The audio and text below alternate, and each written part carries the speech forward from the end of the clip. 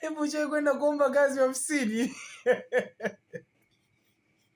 Wakwambia njoo asubuhi. Ukaamka asubuhi ukasema ngoja nivae kiofisho. Ukala form 6 yako ya njano. Na kadeti ya suruali ya kitambaa nyeusi na kilamba chako. Unafika ofisini unakuta yaani jinsi ulivyovaa ndo wafanya usafi wanavaaga hivyo. Yaani unaenda unakuuliza ni ndapi wenzako wanafanya usafi kule. Huko shamaliza. Unajitetea. Mimi nimekuja kuonana na bosi. Akamwambia bosi wako yule kule. Msimamizi wafanya usafi. Na ukienda kule wafanya usafi anakuambia washakupa na jezi.